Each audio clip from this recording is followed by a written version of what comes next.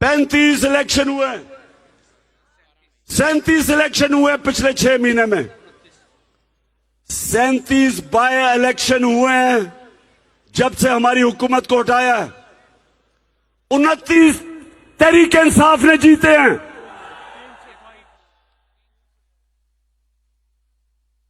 75% election सारी जमातें एक तरफ तहरीके इंसाफ ने उनको सबको हराया। दुनिया की तारीख में, दुनिया की जमहूरियत की तारीख में ये आपके सामने वो इंसान खड़ा है जिसने वर्ल्ड रिकॉर्ड कायम किया है। 8 इलेक्शन जीता हूं मैं, 8 इलेक्शन, और एक ही असेंबली के 12 इलेक्शन जीता हूं, सिर्फ इसलिए कि सारी कौम फैसला कर बैठी है, इन चोरों को रिजेक्ट कर बैठी है, इस माफिया को रिजेक्ट कर बैठी है। वो जो बार बिगौड़ा, जब इससे सवाल पूछा जाता है कि नवाज शरीफ बताओ ये आपके पास पैसा किधर से आया, तो दुम दबा के बाहर भाग जाता है, वहां जाके डील करता है, वहां जाके डील करता है, और जब यहां डील होती है तो वापस आता है, फिर लूटता है, फिर मुल्क का पैसा लूटता है, और फिर जब पकड़े जाने लगता है फिर बाहर भाग जाता है। अब वो भगोड़ा बाहर बैठ के इंतजार कर रहा है कि यहां माहौल साजगार हो, यहां ताकतवर हलकों से अंडरस्टैंडिंग हो कि वो फिर से वापस आ जाए।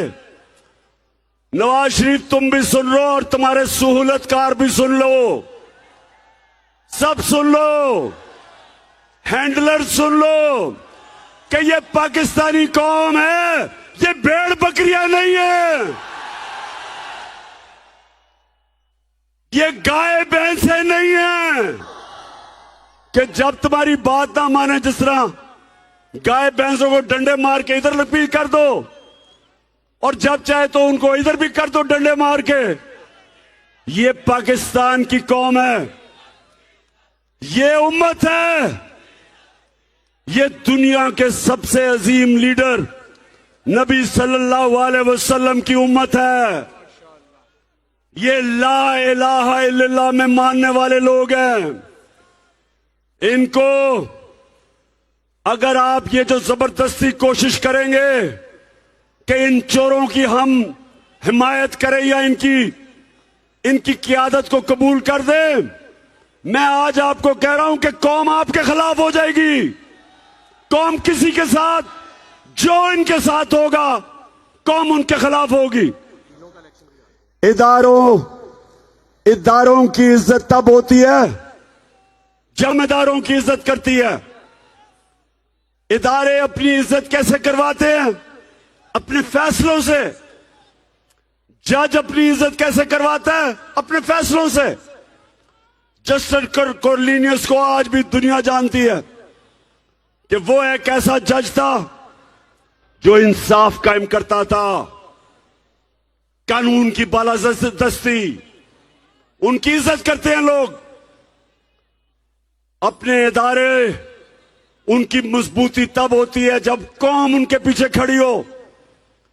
और अगर वो इदारों का ख्याल है कि वो चोरों के साथ खड़े हो और ये समझे कि ये भेड़ बकरियां भी उनके पीछे लग जाएंगी, भेड़ बकरियां तो लग जाएंगी, पाकिस्तानी कौम नहीं लगेगी।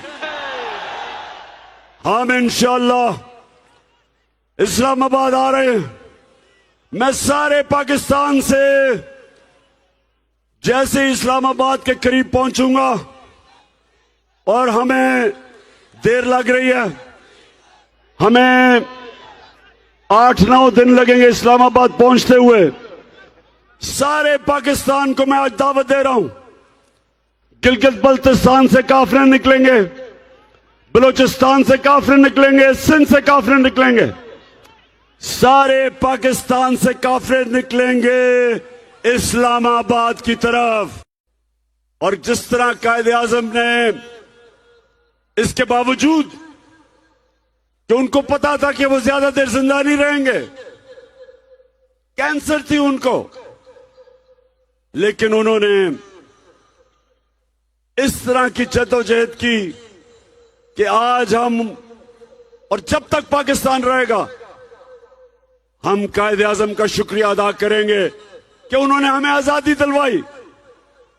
लेकिन अहमदाबाद, हम अभी तक आजाद नहीं हैं। मेरा मकसद इस्लामाबाद पहुंचने का और आप सबको अपने साथ ले जाने का एक मकसद है कि मेरी कौम हकीकी तौर पे आजाद हो। और आजाद कैसे होगी? जब मेरी कौम को इंसाफ मिलेगा, जब ताकतवर और कमजोर के लिए एक कानून बनेगा, जब छोटा चोर, गरीब आदमी जेल में जाए और बड़ा डाकू एनआरओ लेके वजीर आजम बन जाए। जेलों में जाके देखे, आपको सिर्फ गरीब लोग नजर आएंगे। क्या यहां सिर्फ गरीब चोरी करता है? गरीब की चोरी क्या है? वो कितनी चोरी कर लेगा? वो साइकिल चोरी कर लेगा, मोटरसाइकिल कर लेगा, ज्यादा ही बड़ा चोर हो तो गाड़ी चोरी कर लेगा।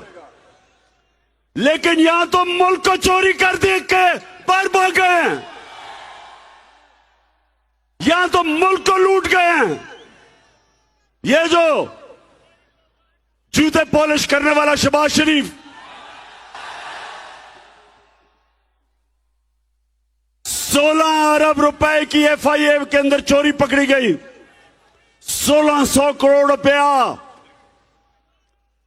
और 8 अरब रुपए, 800 करोड़ रुपए की चोरी नैब में पकड़ी गई इसकी टीटी केस में।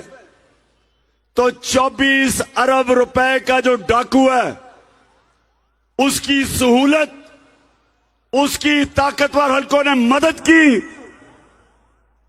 उसको नई सजा देने दी, उसके केसेस को स्लो डाउन किया, जजेस के ऊपर प्रेशर, और जिसको आज जेल में होना चाहिए था और इस कौम का चोरी किया हुआ पैसा वापस होना चाहिए था, उसको आज वजीर आजम बना दिया।